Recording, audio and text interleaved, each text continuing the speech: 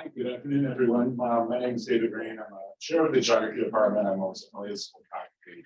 I'm not going to talk other than to introduce two fabulous students of mine to showcase some of the work that they did last fall for their senior seminar for geography majors. Denise and Bettina, will you please come down? We're going to speak very briefly about some projects that students did last fall in the DC.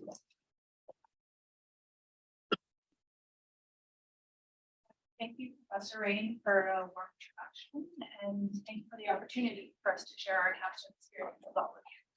I'm Denise Knuckles. And I'm Bettina. And we're both graduating seniors majoring in geography within college, as well as international affairs at Yale School. Given our backgrounds, we would like to share some of our graduating cohorts research and analysis on urban sustainability, especially for transportation within Washington, D.C. and Northern which some of our suggestions and analyses can be applied on a global scale. So as you'll see, we believe that the geographical approach to sustainability is holistic and takes into consideration both the human and physical landscape.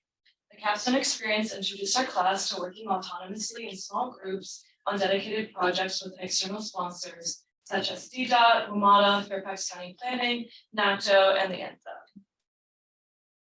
So each of the 5 groups focused on different neighborhoods within the DMV, but shared a common theme of improving curbside management in an effort for more sustainable transportation methods. An example of our analysis was evaluating the interface between the sidewalk and the street as depicted here, with the photo showing outdoor dining and a bike lane on 15th Street.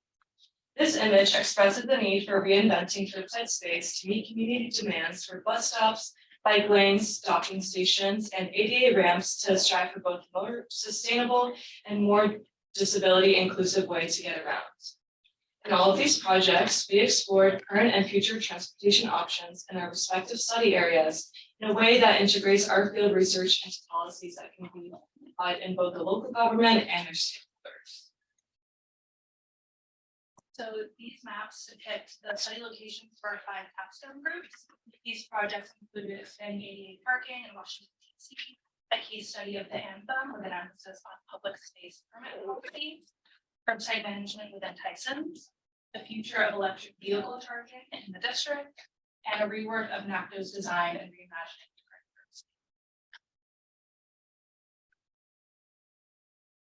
So for ADA parking, this group looked at the spatial distribution of these red top ADA parking meters, both in the central business district as well as Navy Yard. And this group conducted a thorough quantitative analysis on the amount of these designated parking spaces. And these maps were created by the group using their field research data, and they highlighted the severe lack of ADA parking spaces in this area. In order to move forward with sustainability in an urban setting, especially, ADA accessibility must be considered, especially with the recent land use changes.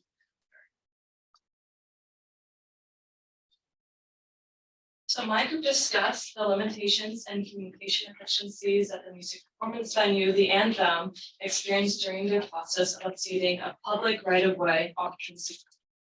Both the venue and adjacent businesses uses 3 commercial loading spaces on the street of the rapidly developing neighborhood.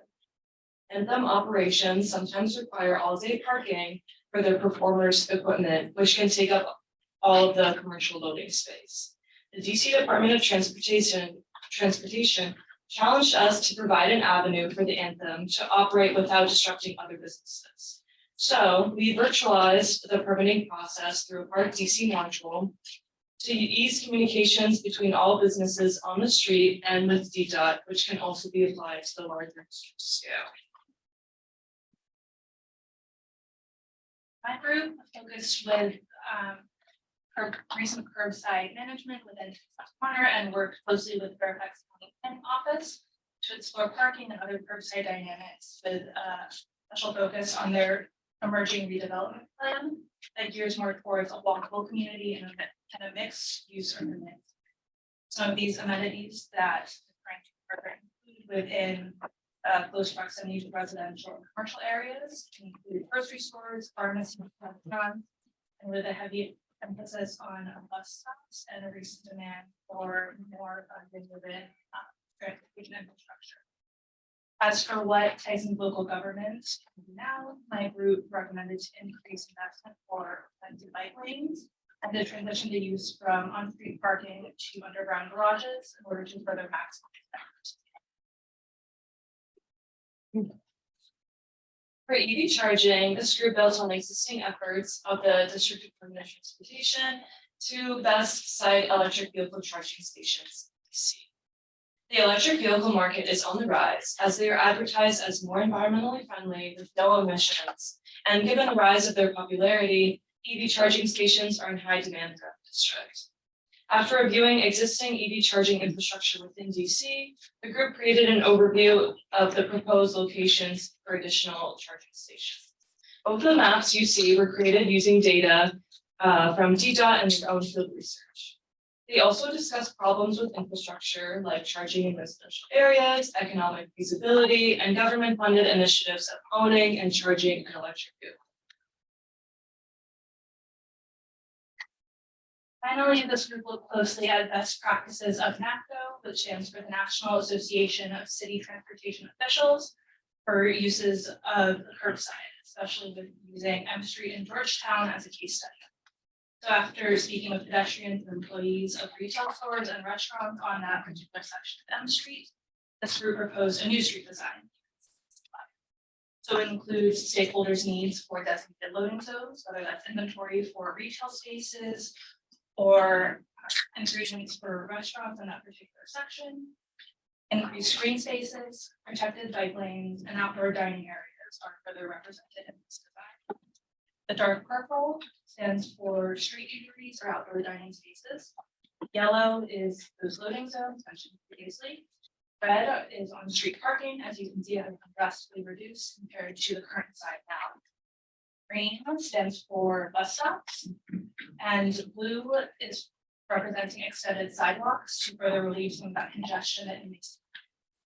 Orange represents 2 driving lanes, 1 in each direction, and light purple is a protected 2-way bike lane with the hopes of reducing some of that congestion and traffic.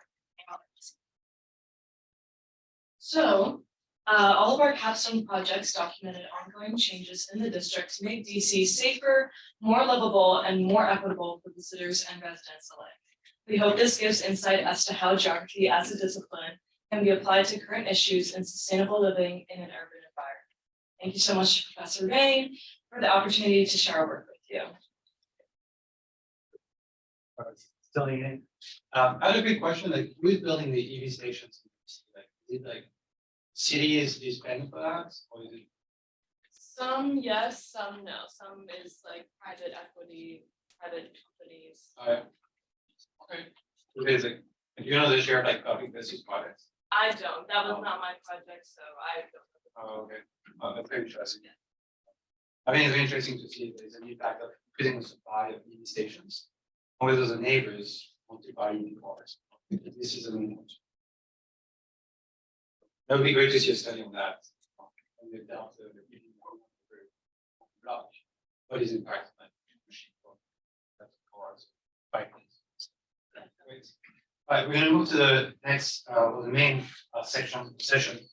And so my colleague Tanner is going to introduce the speaker and share the session. Perfect. Everyone, my name is Tanner Regan. I am an assistant professor at GW, both at the Elliott School and the Department of Economics. And I'm really delighted to be part of this event today.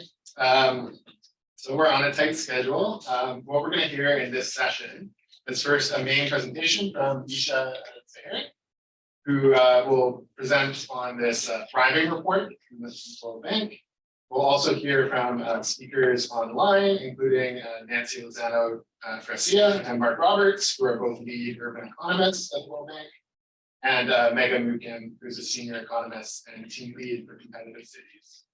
So that should take us to about 12:40, about 25 minutes, and then we'll hear a discussion from Brian Engstrom, who is a professor of geography and director of data science at GW. Brian's going to have 10 minutes to discuss, and then we're going to wrap up with 15 minutes of Q&A. So if you have any questions, please hold it to the Q&A session, and we'll take all the questions at the end. So let me introduce Isha. Isha is a senior economist in the World Bank's Water Global Practice and a member of the Water Economics and Climate Change Global Solutions Group. Her work centers around water resource management, climate impacts, and environmental health, and spans from global to region and country level assessments in Asia, Africa, and the Middle East. She's published on these topics in leading scientific journals and has authored flagship reports, the World Bank, on water scarcity, on water pollution, and recently led and authored the flagship report on water migration and development. So before joining the World Bank, Isha was a postdoctoral fellow at Stanford University's Center on Food Security and Environment. She remains an affiliated scholar there, and she holds a PhD from the environmental and economics and demography from Pennsylvania State University. So Isha, you have 25 minutes. I'm going to give you a 5-minute warning and a 1-minute warning just so we stand down. Well, thank you so much for the kind introduction, and good morning, good afternoon, good evening to all those who are joining remotely as well. Thank you so much, Remy, Kyle, and others at IIP for organizing this event, and thank you so much for having me. It's a real pleasure to share an overview of the World Bank's Sustainable Development Group's flagship report on cities thriving, making cities green, resilient, and inclusive in a changing climate. I'm presenting this on behalf of the task team leaders, Mark Roberts and Megha McKay, who also very efficiently managed a really large group of authors, both from within the bank, but also colleagues from academia, some of whom are present today, Jane, Louise, and of course, Remy. And I had the immense privilege of being part of this fantastic team. So it's a real honor to give you a few highlights, to whet your appetite for the forthcoming report on behalf of Mark, Megha, and the team. And I believe Megha is online as well, so you know where to direct all questions. All the hard questions go to them. So why this report? Today, more than 50% of the world's population calls cities their homes. By 2050, that number is going to rise from 50 to 70%. At the same time, 70% of the world's anthropogenic greenhouse gas emissions, they come from cities. So cities are really central in this fight against climate change. So the report has two main objectives. First, it aims to provide rigorous empirical evidence of how climate change impacts cities, and in turn, how cities and urban development impacts the environment. Second, it also aims to provide a policy compass to help cities thrive in this changing climate by making them more greener, more resilient, and more inclusive. So the report begins by posing this overarching question: how green, resilient, and inclusive are cities today? How green are they in terms of their current and future projected contributions to climate change? How resilient are they to climate change? And finally, how does a city's inclusiveness affect its resilience? And conversely, how does climate change affect inclusion within cities? So to answer these questions, the report analyzed data on all cities, more than 10,000 in total across the globe, with a population of at least 50,000 people. And it developed a typology of cities, a typology by size, so small, medium, and large cities, and a typology by income, cities in low and lower middle income countries, upper middle income, and high income countries. So what are the main findings? And I'll highlight a few today.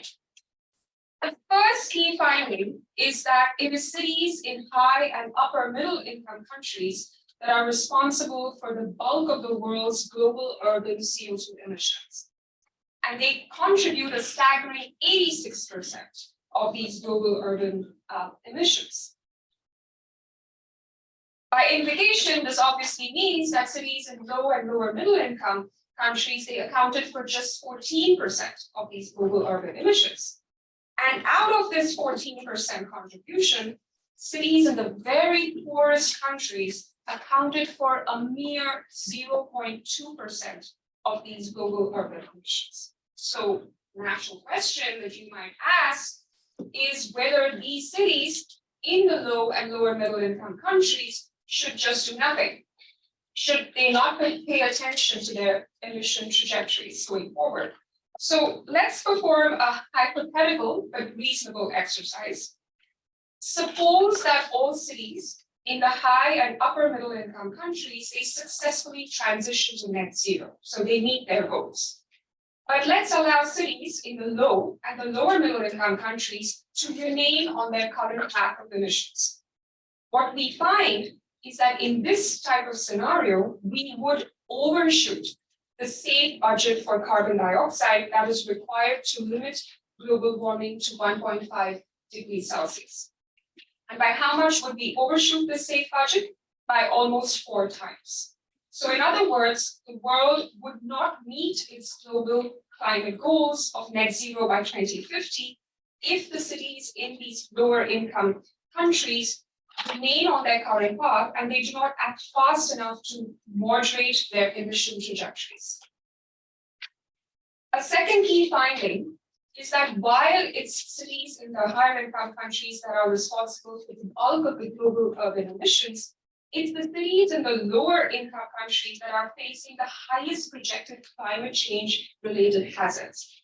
So the report constructs a composite climate change related hazard exposure index using projections for 6 key hazards: floods, heat, cyclones, sea level rise, water stress, and wildfires. And what we find is that projected exposure to these threats in 2040 is considerably higher for cities in the low and lower middle income countries marked in green on the chart than it is for cities in the higher income countries. But not only are cities in the lower income countries facing the brunt of direct exposure to climate change, they are also increasingly impacted indirectly by climate change. So for example, when extreme weather events hit, people in the countryside, they often seek refuge and safe harbor in cities. And in the report, we provide evidence that extended droughts in rural areas result in faster expansion of urban built-up areas, presumably because of push migration. More importantly, not only do they migrate into cities, but often they are forced to locate on the outskirts of cities. And often these settlements are informally established. They happen to be urban floodplains with limited access to services. So what this means is that what happens outside these cities greatly affects what happens within them and also affects the nature of urban expansion. So Niamey in Niger, which is shown in the map, provides a good example of this. The purple area that you see shows growth of the city since 1985, and those darker shades of purple are showing you greater share of informal development. So Niamey's informal settlements are very typical of those in many cities in lower income countries, and these settlements often reflect a lack of inclusion. And by that I mean a lack of equitable access to basic services like sanitation, safely managed drinking water, but also lack of access to markets and spaces. And this in turn contributes to poverty and inequality. And this brings me to the next key finding in the report, which is that a lack of inclusiveness itself contributes to a lack of resilience to climate change. Cities that lack inclusion, in other words, those that are struggling with poverty, slums, and inequality, they also tend to be less capable of coping with climate change-related shocks and stresses. But the good news is that policies that make cities more inclusive, therefore, can also make them more resilient as a result. So the final key finding that I'd like to highlight is the one that most surprised us. In the US media, there has been a lot of press coverage of how development has been increasing in states such as Florida that are projected to be most prone to climate change. But this is not just a US phenomenon. In the report, we present evidence that this is in fact a global phenomenon. And this is work coming from Remy and co-authors. Within countries, construction has been increasingly gravitating towards cities that are future bad locations. That is, cities that will be subjected to the highest climate change related hazards. So for example, these are cities that might face exceptionally hot average temperatures in the future. Not only is this phenomenon increasing and accelerating over time, as you can see in the graph, it has also been occurring for tall buildings, for which investments can be very long-lived. And increasing knowledge and awareness of climate change has not really changed or deterred these patterns from emerging. So faced with these situations, what is it that policymakers, and especially policymakers in low-income countries, can do?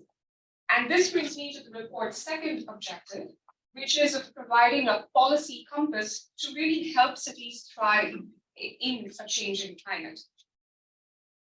And the conclusions in the report are organized according to 3 questions that policymakers should answer. What policy instruments are available? Who wields these instruments? And finally, how can policy choices be prioritized and sequenced for effective implementation? So basically, what can be done, who does it, and how does it get done? So the report talks about the 5 I's that you see on the slide here. Information like early warning systems or building codes or zoning regulations, they can really help households and businesses make better decisions. So if you know a flood is coming, you can better prepare for it. In addition, incentives are really important because they are needed to motivate these decisions, the right decisions. And incentives can also have high co-benefits at low cost. So for example, in Egypt, the fuel subsidy removal program had a triple dividend. It reduced congestion, it reduced pollution, and it also improved the government's finances. The third I, insurance, it can minimize the financial impact of disasters through risk sharing, and it can also help secure access to post-disaster financing quickly and efficiently. We have integration, and that's really important because we want our cities to be integrated within themselves. In other words, we want compact urban development that results in lower emissions, but we also want integration of cities with each other and with rural areas. And finally, the 5th and final I is investments. And these are investments in the right kinds of infrastructure. So think of flood control systems, retrofitting of buildings for higher energy efficiency, environmental buffers, creating green and blue spaces in cities, and also investments in road networks that can guide urban growth away from high-risk locations. Cities often have limited policy space, and the report talks about this. The administrative remit or the ability to implement their remit may be limited, but nonetheless, they can be opportunistic. Mayors and governments can do a lot, and the report discusses the mayor's wedge, or the policy space that allows city leaders to effectively crowd in actions by other actors to really lead on climate action. Ultimately, though, the 5 I's can only be turned into actionable prescriptions by people, and so we require multi-level employment, not only by city and national governments, but also by non-state actors such as multilateral institutions, large multinational corporations, small enterprises, and civil society groups. And at the grassroots level, it's often communities that are the ones in the lead on climate action. And so in the report, we discuss the roles and responsibilities of these different actors. And finally, how to get it done, we saw that there is a diversity of cities. And in the report, we also talk about how different types of cities which confront different types of challenges, we might combine, prioritize, and sequence interventions from these 5 I's accordingly. So to end, the good news is that cities can arrive at greener, more resilient, and more inclusive outcomes in many ways. And this can not only help address the problem of poverty and climate change, but it can also help build resilience of these cities. So with that, let me end and thank you so much. Thanks, Isha, very much. So next we're gonna have Brian. Yeah. Sure, I guess, Tanner. Come on up, to discuss Isha's presentation. You got 10 minutes or so. 10 minutes. Yeah, go ahead. Okay, I'll introduce myself. Thanks, Tanner. My name's Ryan Engstrom. I'm a professor of geography, and I happen to be the director of the data science program. And I do a lot of work in cities using a lot of data. And so this report was of interest to me, and it was a kind of very interesting read, a little bit different than what I saw today. But I'm going to kind of make my first comments. As somebody, I come at it from a very different perspective. I come at it from a data perspective. Is, you know, what kind of data can we use to kind of answer these types of questions? And I also want to go back. Let me see if I can. And this is one that kind of stood out to me as a geographer as well, is this one. And this is kind of where I wanted to start on my talk. Look at the number of cities we're trying to work in, 10,000 cities. You look at most of the work that's been done, it's usually a few cities. If you're trying to do 10,000 cities, how do you make it comparable? How do you have data sets that are comparable? How do you do this?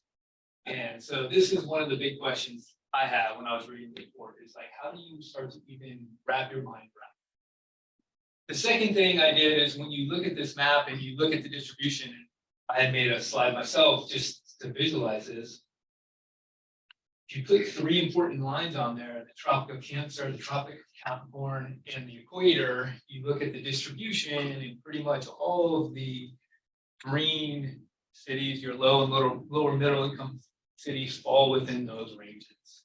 And so these are your warm areas, your warm locations that are susceptible to heat and the disasters. And you're talking about these types of disasters. And these are the low and middle income cities that you're seeing. And you see, these are the cities that are growing tremendously.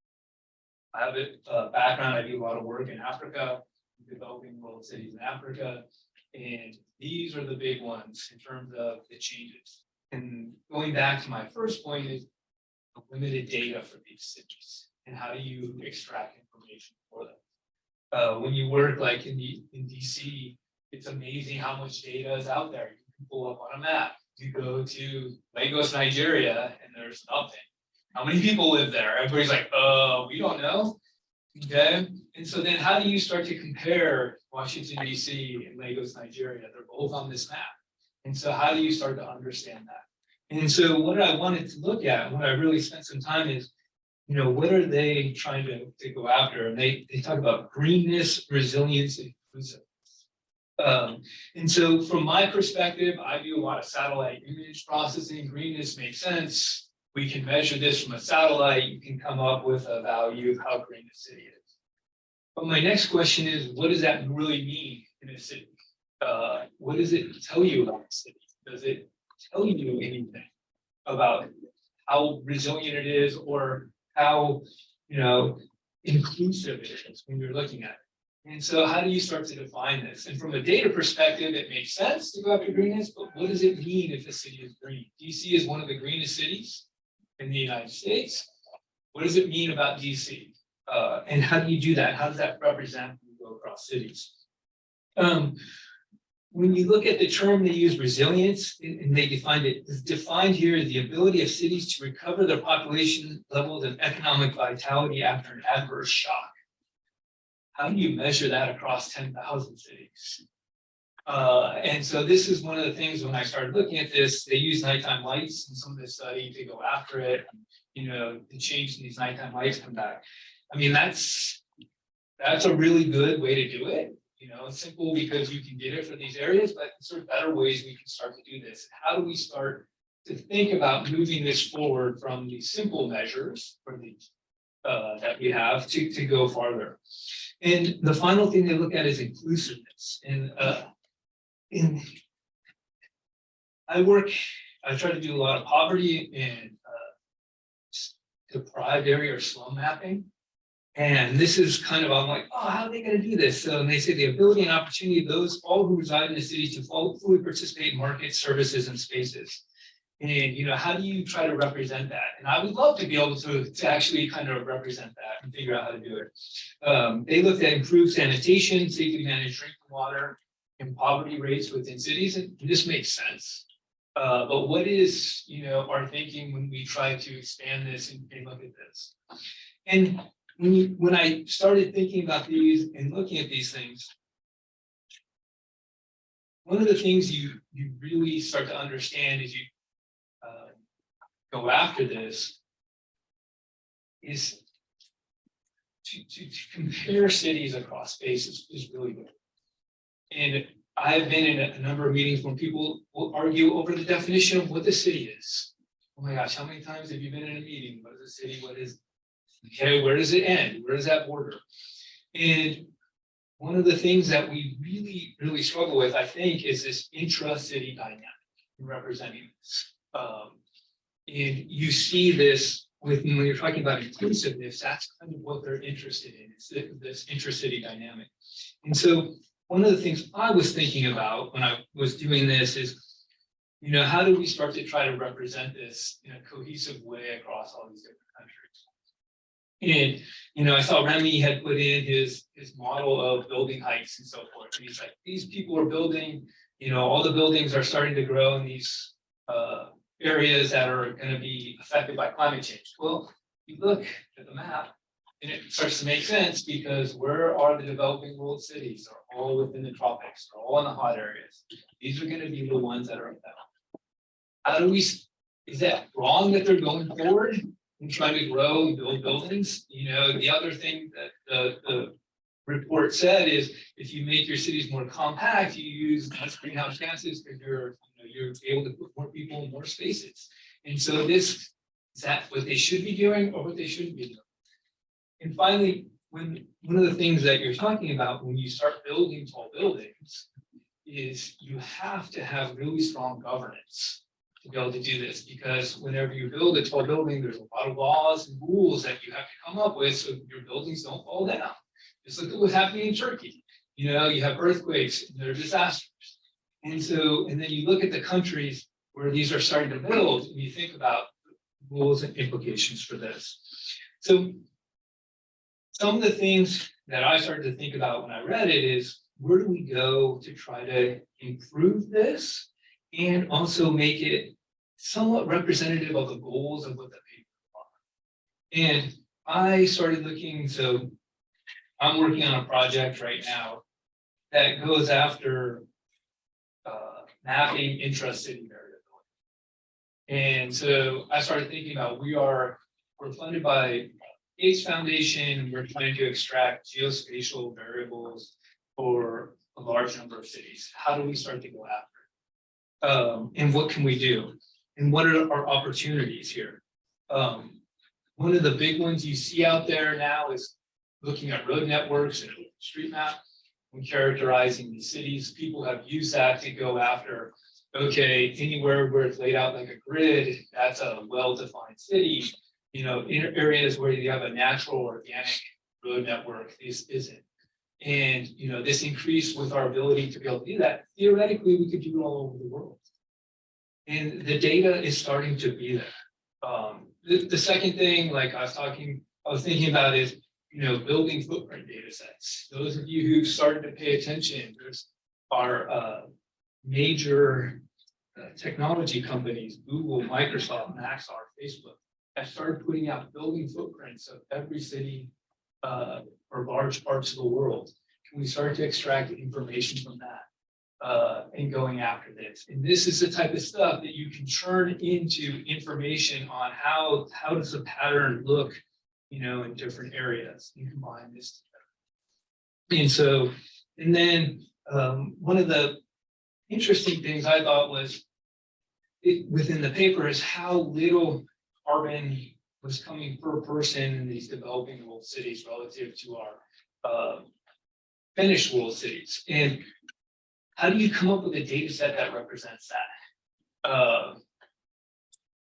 That's difficult in going after it. So I was thinking about, you know, the world population data set has a number of covariates. If you ever look at world pop, a tremendous amount of data to be able to do this and come up with covariates for that.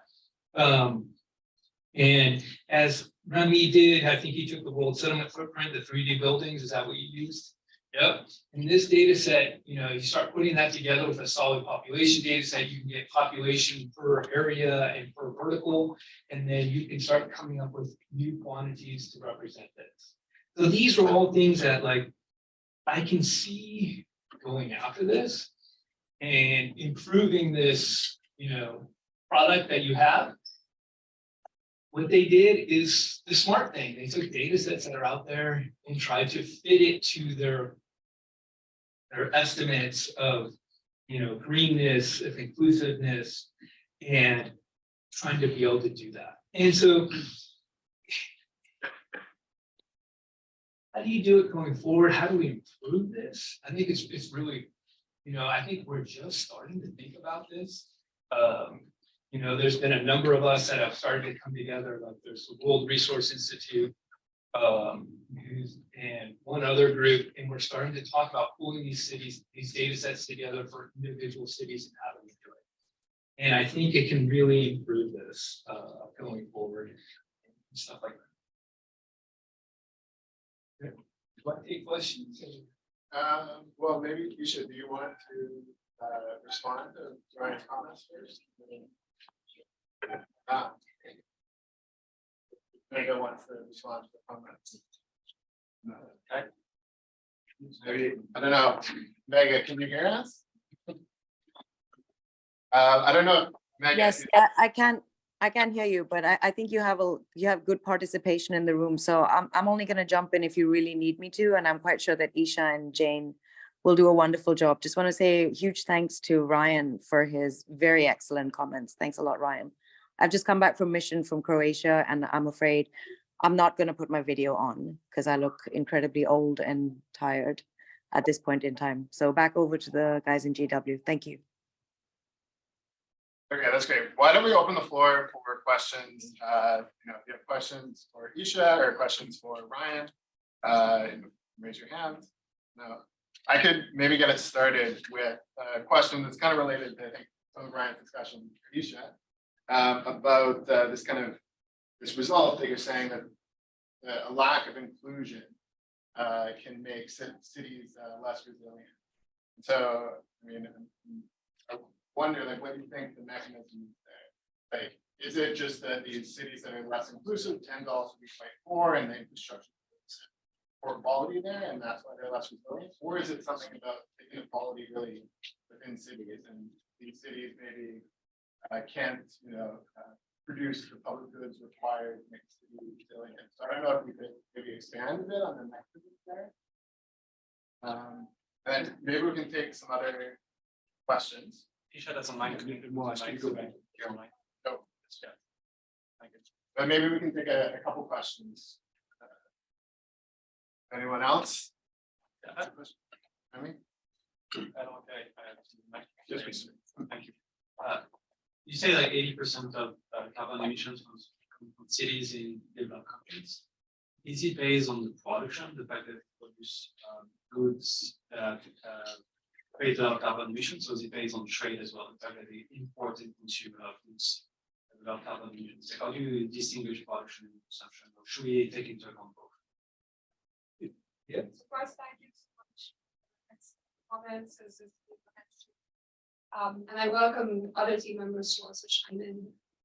So I think that, you know, this was a big undertaking, as you rightly pointed out. It's trying to come up with a global typology, and there are lots of I think, deep dives that are necessary going forward, where we actually look at specific cities, as you mentioned. There's already ongoing work, Rita has been doing a lot of work. I mean, you mentioned Miami as one example. And so I think the hope is that this there's even more research and more deep dives going forward. And like the work that you're doing. So I'll try to answer that question. I was actually trying to find that out in the report. And when I read it, if I understand it correctly, you guys used the JRC's estimate per population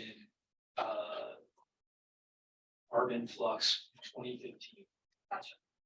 And I don't know how they created that data set. Because I was interested, like I've worked with the JRC before, I'm like, how did they come up with that estimate? Because I know the population is kind of has issues. I don't know how they come up with a carbon estimate per person. And so I was trying to figure out like what data went into that data set. And this is one of the things that I think I struggle with sometimes when you see reports like this, is they're using a data set that's kind of hard to figure out as a basis. I don't really know. I mean, does anybody know? I don't know if you should want to. So I don't want to speak for the team members who works on it, and I don't want to say something erroneous. But of course, a lot of work went into processing that data and really understanding what it meant. And to answer Remy's point, I think it does cover both. So it's both production as well as consumption. I'm looking at Jane in case she has anything additional to add on that estimation, especially on the JRC and the cities mapping.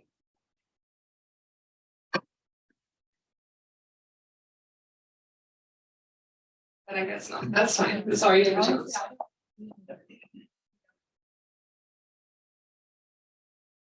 They were estimating in 2015, right? And of population and carbon, and I was like, how did they come up with this?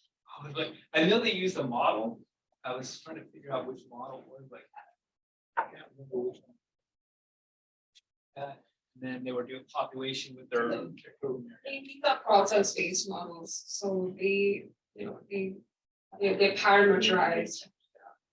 And obviously, there'll be more details for we just have an overview. Yeah, I know. I was reading the overview. So what role should, thank you.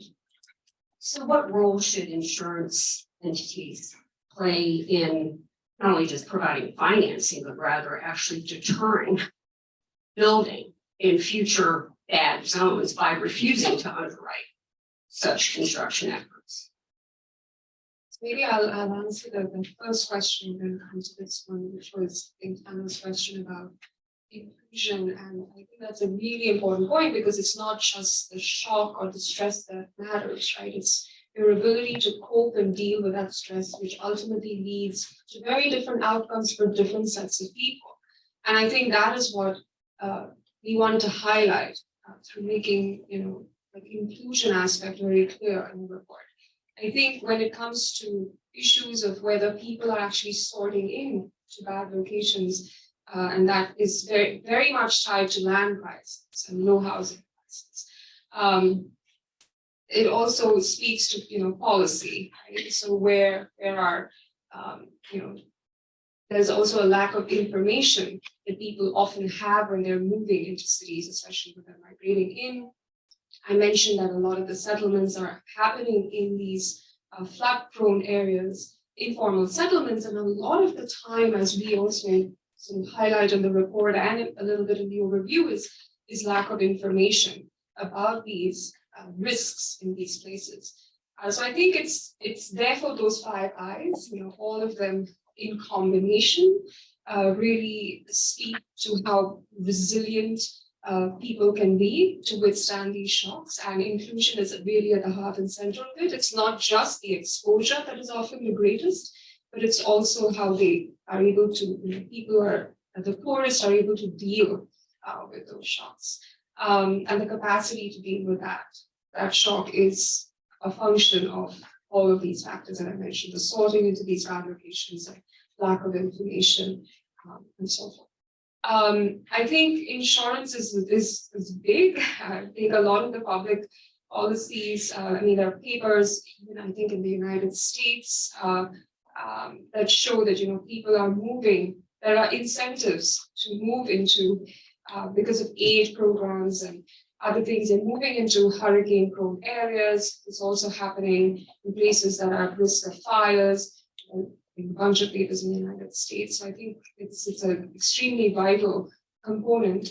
I'm guessing it's not just a city, like as I mentioned, it's like a multi-level institutional problem. It's not just the cities, the city government, I mean the city or the national government, but it's multinational corporations, it's these small enterprises, and we all have a role to play in this. And I think the policy prescriptions that we highlight in the report, especially not we don't want to be prescriptive, but they give a roadmap as to how policymakers should start thinking of these risks vis-a-vis the typology of cities, and what are some of the instruments that they can use, depending on where they lie, where the cities are, which types of countries, and depending on which types of challenges they face, which climate stresses they face. Thank you.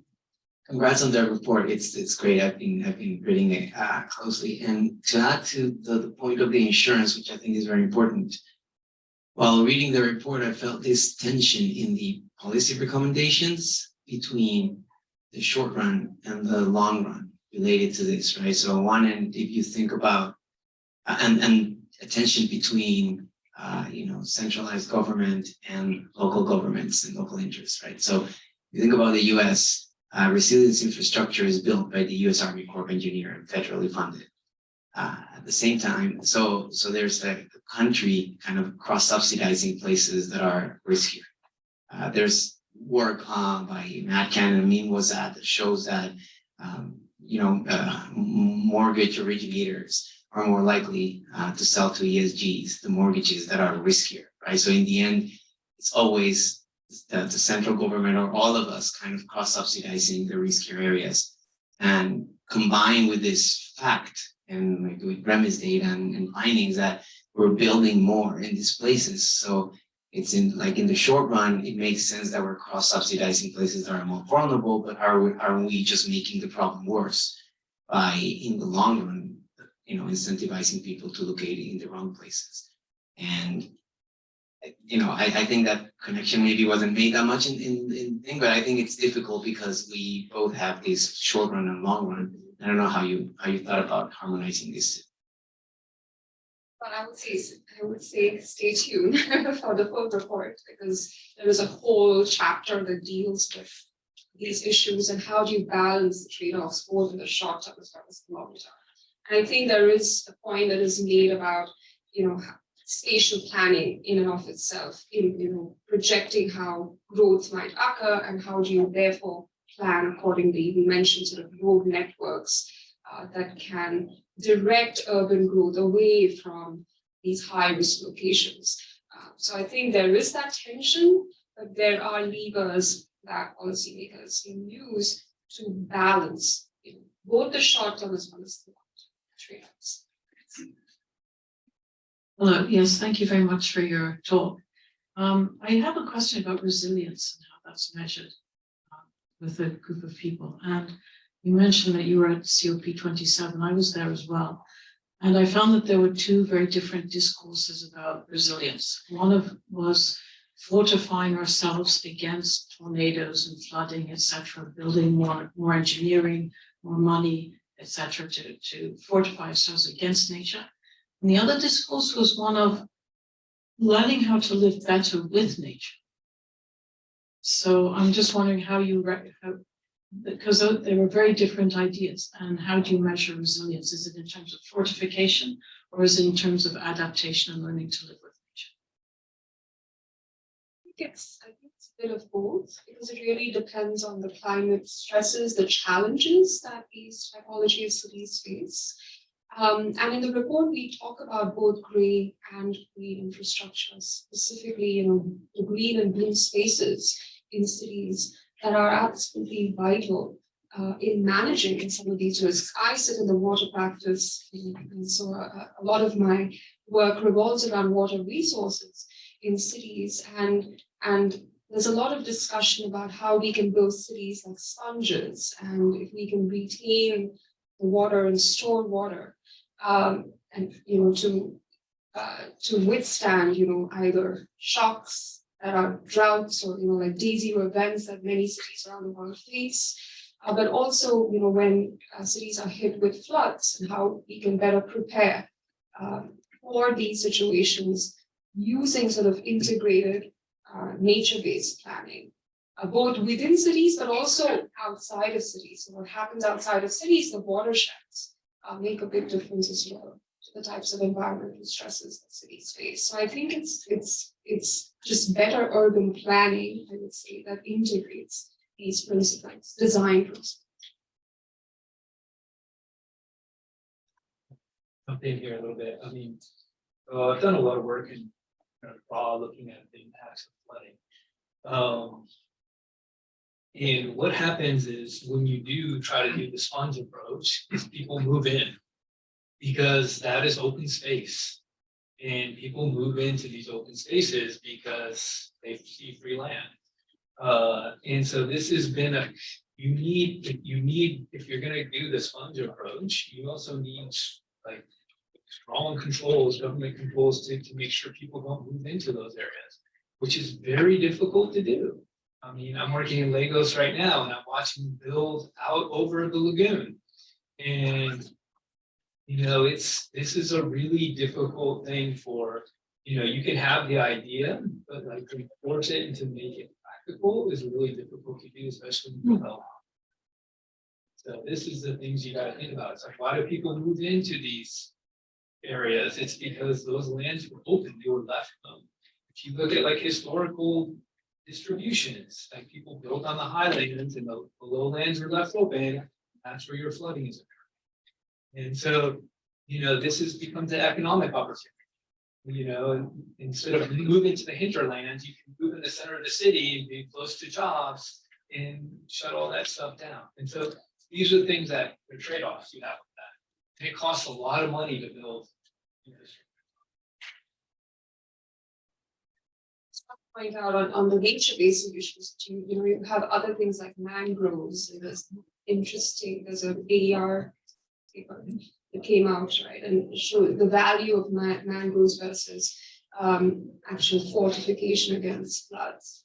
So I think we need to first also be able to better value these nature-based solutions, and depending on the context, I completely agree. Some of these are, especially the sponge city concept, is actually extremely expensive. But when I said sponges, I didn't mean like the sponge cities of China, but I meant, sort of integrating the green and blue infrastructure. How do you sort of storage is really important. So how do we better store our water when it is, or for when it is most needed? Question about the greenness measure and the use of satellite data. I think that the kind of greenness for me is that thinking of Atlanta, Georgia, is the most important city in the US. But it's a very green city because most of the city is suburban. So you have houses and like trees and people have land and and all that. New York City is a very great city in the sky because it's like very compact. Hong Kong is a great city. Singapore is a great city. Actually, we want great cities so that we can protect the land around the cities. So if you go to Hong Kong, you have a city itself that uses a lot of space, and everything else is protected in green land. So maybe we actually want grayer cities, not greener cities. That's actually when I was reading the report, I'm like, what do you want with a green city? I actually had that question. Like, do you want it really green or do you not? And the second thing is when you go to desert cities, to have greenness means you have wealth and you can, afford to water things. But then in tropical cities, it's green no matter what, because unless you're cutting things down. So it's really difficult to say, what do you want? That's actually one of my questions. What do you want with green? And my other question is like, which countries in the world, which developing countries or developing economies are doing the right thing? them of like urban policy management? What are the good examples? Is it Costa Rica? And what are the bad examples as well? Like, if you talk about that. We have another question back. Yeah, I had a quick question. Thanks, Isha. That was really interesting. I was wondering if you could say something about access to technology, right? I think there's also a story about, high income countries and cities having access to, when you think about, for example, earthquakes, right? Cities within high income countries, they have access to technology to build up and do buildings the right way so that when there's an earthquake, they don't fall down, right? That's access to technology that is likely held by private companies, etc. So there's also a story there about poor countries not having access to that, right? So I was wondering if there's some sort of story there that you can tell us about specifically having access to technology.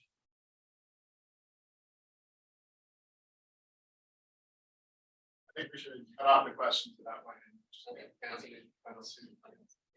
So I think access to technology is a really, really important one, and I can't remember the top of my head if we discussed that in detail in the overview that we do in the final report.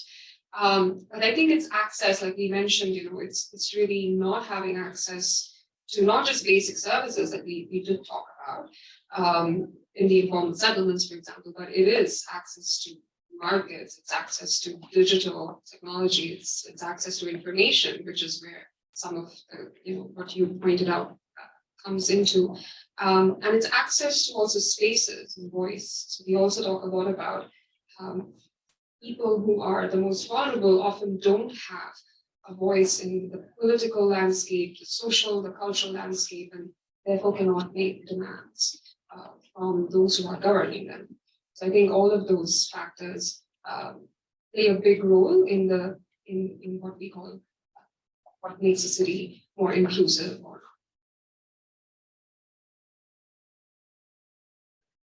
One brief interjection, Miga had written in online in an answer to the insurance question and said to add a note that in the main report, we explore not just the first best options in insurance, market insurance, cat bonds, index disaster funds, but also the second best options like ex-ante flood management strategies, subsidized insurance and zoning, and comparing these to risk-based insurance. And that they also look at how best to sequence or sandwich the different interventions and what that might mean for different typologies of cities. So please be on the lookout for that final report. Please join me in thanking Isha and their. We have 20 minutes discussion. One should be believed in Malcolm Russell Signboard is research officer, international affairs at ESA, and Chas Will. So you don't introduce yourself. That's what it's like.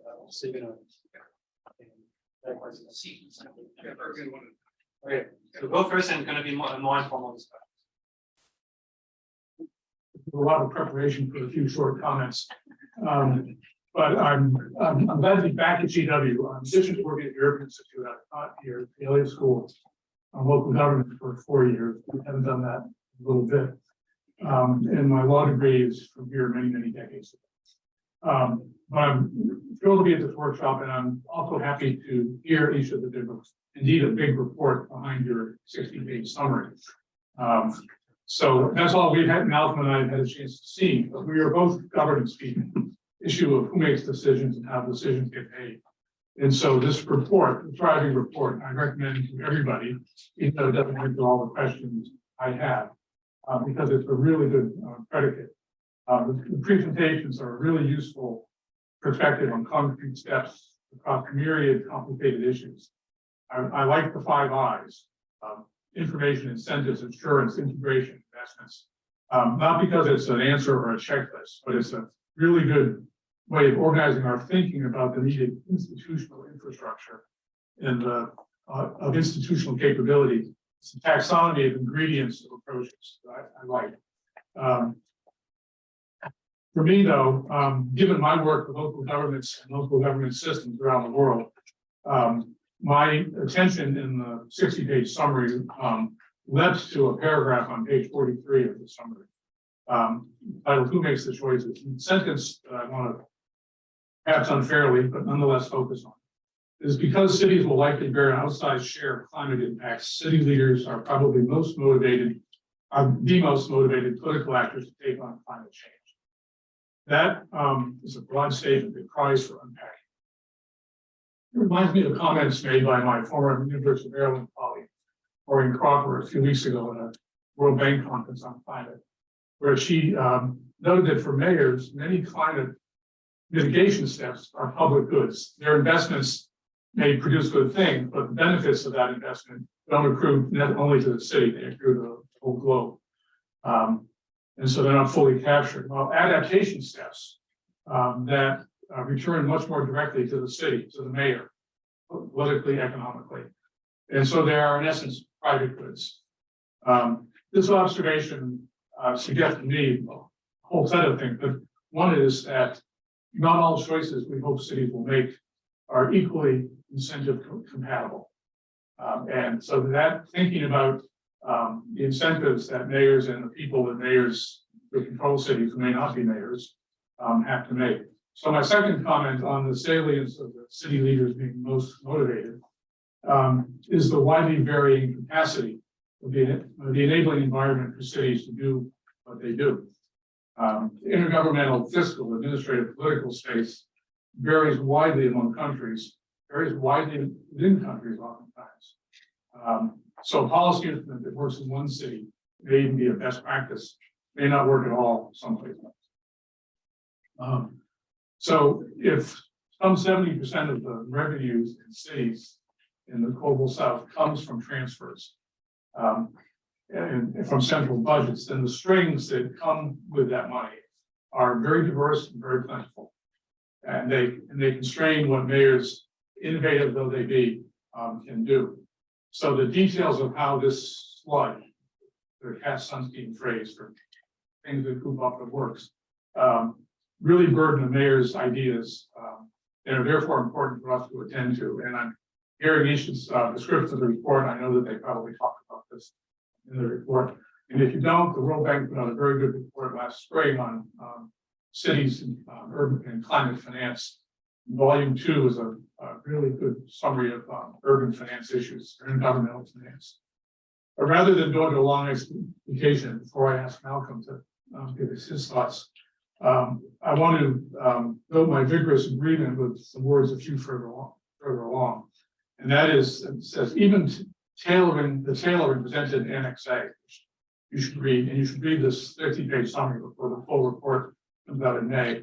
But even with that tailoring, policymakers need to further tailor their ideas to the basis of special local circumstances. I want to mention briefly two tools that I've been involved with working with that help get us at that.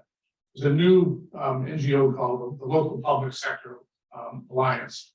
It's developing two tools that we actually launched years ago at the Urban Institute. But one is a institutional profile of the local government system in various countries. And right now we have scholars and practitioners in 12 countries in Asia and Africa doing the first iteration of these that will look you not just what's the city have, but what's the intergovernmental relationship.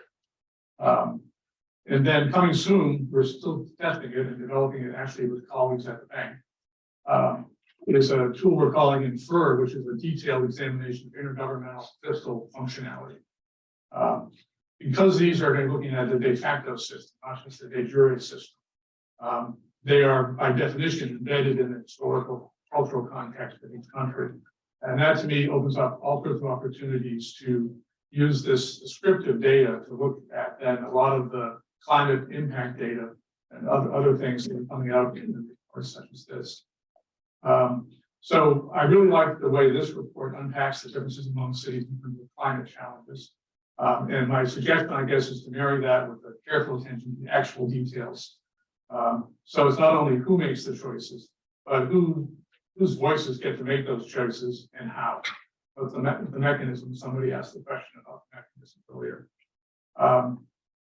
So let me stop and ask Malcolm. Add to whatever I've said. I'm definitely gonna add to what you said. Okay. Deepen it and expand it. And I hope I don't take up too much time, but yeah, I think this question of looking critically at the question of whether cities can be the transformative leaders that we all would like them to be is something that, again, needs to be scrutinized carefully. Chaz has put forward this question about intergovernmental relations, multi-level governance, and the strings that are attached for most of the cities country-wise around the world. The central government overwhelmingly provides the finance. There are even what one would consider, extremely restrictive and maybe very ill conceived restrictions on own source revenue by cities. So cities really have very little innovation that is under their full control because they just don't have the resources. So let's just look at some of the suppositions that go behind this enthusiasm for cities. They're supposed to be innovation leaders. That's presumably because they have somehow more freedom to maneuver. They're more plentiful. You can have laboratories, exchanging different ideas and going outside the norms that may be set by central government. They're supposed to have flexibility of maneuver, sort of the same idea. They're closer to the population. They can be more in touch with diverse city groups and civic organizations, et cetera. They're closer to the citizens they serve. And maybe most important, they operate at a scale where they have more manageability when it comes to aggregating interests, building trust, synthesizing knowledge. There's just a more sort of comprehensive overview that's potentially within their purview. But all of that being said, I think it's somewhat over optimistic to say, against the backdrop of central government mandates and financing, that cities really can live up to these aspirations, even with some of those built-in advantages. So, I'm not going to repeat what Chaz said. We all know that, in countries ranging from Brazil to India, there are a lot of central government mandates, strings attached, conditionalities, borrowing restrictions, I might add as well.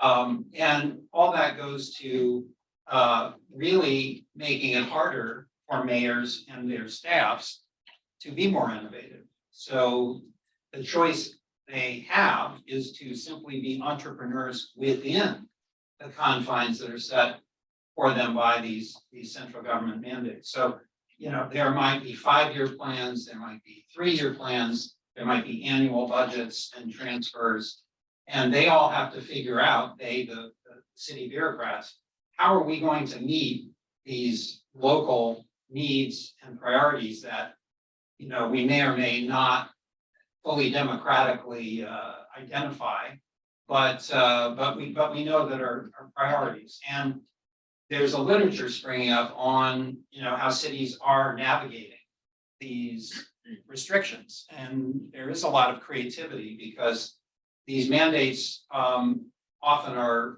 have enough flexibility, have enough open space or ambiguity for talented mayors and their civil servants to figure out, the building requirements for public housing are all about, price per meter or, certain standard features, but they don't say you can't have a solar panel on top. They don't say you can't have a water storage tank on top.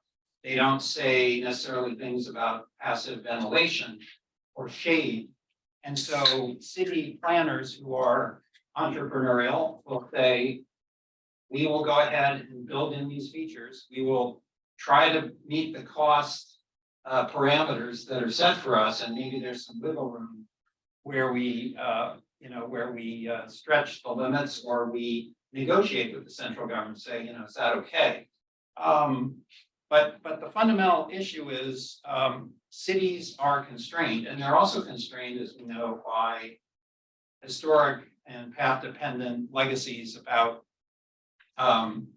bureaucratic organization, the culture, issues of corruption, non-inclusivity. I mean, there may be all these factors that are impinging on what we would hope would be cities that are participatory, transparent, and collaborative. I think the collaborative part is probably the most promising, and we've seen many instances where entrepreneurial cities who are resource starved, who are in fact not as open as they might be, out of necessity, reach out to consultants, academia, private sector to fill the gaps that they are unable to fill. So that is a real opportunity. It's happening, and what's the critical issue that this, at least over time, should help solve, and that is this trade-off question. Because right now, and the data question, the fundamental data question is cities don't have a lot of their own data. A lot of the data that pertains to cities is with the central government, because they are the ones financing and trying to count a lot of what they're spending money on. So the resource deprivation really affects cities when it comes to data. And so reaching out for scientific help at the, you could say, the science policy interface is vital to get advisors into city government, even on a consulting basis, some of which might be financed by, multilateral organizations or bilateral donors, really is important so that cities can begin to function as we would like them to function, particularly in the global south. Yeah, and I think this data gap really is quite serious. The ability for cities to know even rudimentarily what is going on under their noses, to be able to synthesize it, have it in accessible forms, have it be in data visualized forms that they can show to policymakers, that they can engage with the public on. I mean, if that isn't there, credibility really can be lost, and the intersectoral dialogue and trade-off dialogue really is not going to happen. So there has to be strong city leadership to push this forward and to ask for these things. It's unclear whether central governments will fully support that. They may have jealousies around hoarding information or about supporting more entrepreneurial activity on the part of mayors, but the problem has to be attacked sort of from both sides, the central level and the local level. And so, one of the things that has to happen is for, in as much as we want to incentivize local governments and provide them with more information, we also have to advocate at the central government level to let cities do what they can do well or better. And that may not be able to overturn, the general dynamic of fiscal dominance by countries and states or provinces, but it can, around the edges, create transfers that are less conditional, that allow for private borrowing at the local level, that do allow for more own source revenue raising. So it's important to say how much advocacy and technical support needs to go to the cities. We'd all like to see the cities be in a better position, but that can't only happen with the cities. It has to be a two-pronged effort to advocate for changes at the central level. I think in all of these cases, and Jazz really alluded to this, you're talking about fundamental political economy issues and problems. And the bank, all donors should be really looking carefully at these nuances that affect every city, depending on where it is, its climate challenges, its governance, et cetera, and really be sensitive to the variety of ways in which good policy can and should be made. And I think one way to do that is really to commission case studies, to really know where cities are experimenting, even if it's not a success story, simply understanding those challenges better. Academics and donors really need to get out there and dig in deep, because as a lawyer and a public administration person, I mean, I'm very focused on the need to get inside these organizations and talk to the people really sort of ethnographically about, what's stopping you from being able to do this? What is getting in the way of reaching across the hallway to this other department or unit? Because those silos are going to have to be broken down, even within this constrained environment that the central governments kind of impose on cities. If the entrepreneurialism is to grow and expand and really be a push for local governance reform, but also for central governance reform, you're going to really need to break down those intergovernmental or intragovernmental and intergovernmental silos. And I think that's very complicated, right? Because it can be very personality driven, it can be leadership driven, but it can also be simply, again, bringing in facilitators and mediators to help bridge some of those gaps and say, we know that this is really difficult out of your short-term project-based priorities to sit down and talk with your colleagues in a really holistic, synthetic way, but they're already doing that. So now let's capitalize on that, accelerate that trend, so that the trade-offs, again, the co-benefits between mitigation and adaptation that are out there but unknown to many governments because they are in this short-term budget cycle mode, can really be capitalized on. So last thing I'll say is that if you have these case studies, I really believe that they can be really important in sharing in the policy community, both the local policy community and the international policy community, and inform what all the different groups that are trying to help move the situation to a better place can be more mindful of, so that they aren't just transplanting simplistically certain solutions or having people politely say, yes, it's great that you're giving us this information, but honestly, we've already thought about that sort of thing.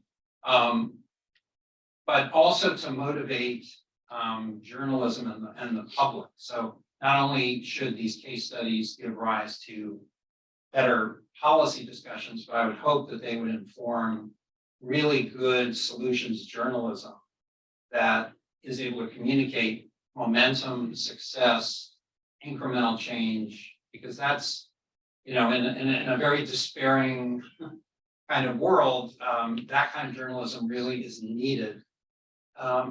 Because it's very easy to just look at this dynamic that Chaz put out there about, centralized control and say, well, maybe a lot of what we've said about cities isn't gonna happen, especially on the trade-off front.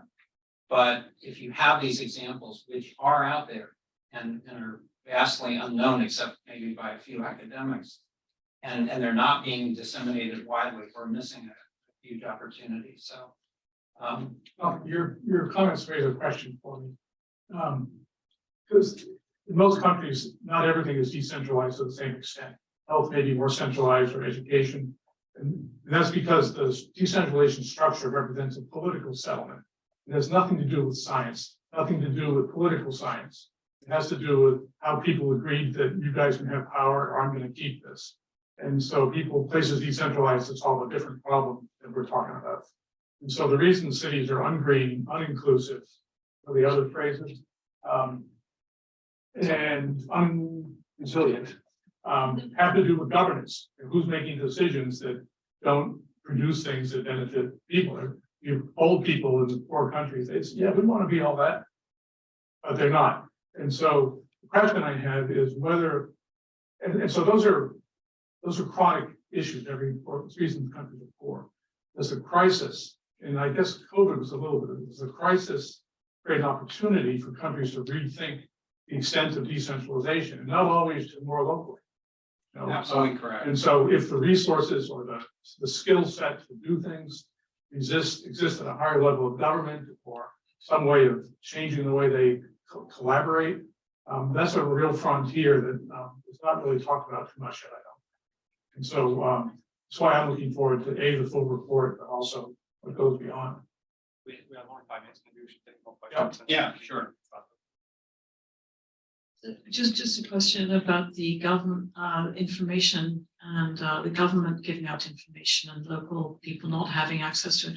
Sometimes the government gives out false information. So I was working on a project in Mexico, and apparently there were 2 waste treatment plants along the river. And a friend of mine who lived there, she said, no, there aren't. There are no waste treatment plants. So the government, the official website said that there were, but there was no trace of them. So the information, even at central level, might not be reliable. So I really like that concept of entrepreneurial mayors and the fact that cities can learn from other entrepreneurial mayors in the rest of the world. I think of the bike share system, which started in Paris, then moved to London, maybe 3-4 years later came to New York City. We have these innovations, but what is the right form of these innovations? Is it the C40 today? Should we actually give more money to C40? Should we give more power to C40? Is it the line that we need to push in the world to see more changes? So, yeah, I think it's gotta be let 1,000 flowers bloom to some extent. In other words, C40 and ICLE, I think, are doing very good jobs. They are learning not to be one size fits all, for sure. And yet, going back to Ryan's point that you have 10,000 places, you know, and it's often the smaller cities, and when I say small, that can mean 1 to 3 million people that are really the ones with the biggest struggles, either due to capacity, resources, scientific knowledge, et cetera. So the more, you know, I'm not sure that the innovations have to fully, I mean, the inspiration can come from outside, but I think the solutions, it's really going back to that question of, you know, how can we subsidize consultants basically in those countries who are academics who might say, I'm not really that interested in public service, to actually engage with city officials or NGOs to, you know, play a role. So I think it's much more either horizontal or bottom up. I don't really want to act as though, you know, C40 is a top-down organization. It's horizontal, but at the same time, it's coming from a place that is, you know, very resource rich and basically serving other countries, other cities. I mean, a few notches down from their own membership, but not this vast middle that exists out there. A different way of thinking about that really might be that people in C40 are cities that have volunteered to stand up and say, we want to do something with an idea that we have an entrepreneur.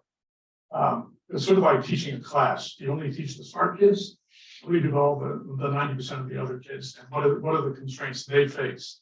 They may be very different. They may or didn't go to Oxford or Harvard or whatever the advantage they have is. So and that's why when you get to those other 90% of your class, what are their constraints? And I think that's where you discover, you know, how their hands are tied, or even if they are entrepreneurs, people at the district level or the central level won't talk to them because they're from the wrong party or the wrong religion, whatever. And so that's why I think we may have our 5 eyes well articulated, but which of those will work when and how really means having You know, it's like if we took everybody's temperature in this room and 5 of us had fever. There's 20 different things we could be wrong with us. So you don't want to give us all the same medicine. I think that's applies with these climate tools as well. And you really need these, I keep saying consultants because I think that's the only way you can pay them and monetize this. It provides that incentive to get engaged, but if they are engaged in a way that can present data, obtain data, collect data, analyze data, but also a separate cadre of them really has to talk organizationally about breaking down the silos and having these intersectoral communications, because at a certain point, this entrepreneurialism around the edges will start to run into the long-term problems we've spoken about here. The trade-offs have to be put in front of the mayors so that they say, now I really understand that I can't put it off much longer. I'm going to do it for 1 or 2 more budget cycles, but we really have to get a hold of this. So if that doesn't happen soon, that's a real problem. But I think it will happen with the right incentives. But some mayors are only elected for a few years. Right. Some mayors are only elected for a few years, so they just need to sort of survive their little time in office, do something that looks cosmetic, and they're not thinking in the long term. So this is the question that was asked earlier about time. There's a problem with the government structure that is systemically against thinking in the long term. Members of Congress are elected for 2 years. Great. Thank you very much, everyone. I think it was very interesting to learn about. And maybe we'll do more events on condition cities over the next few years. Thank you very much.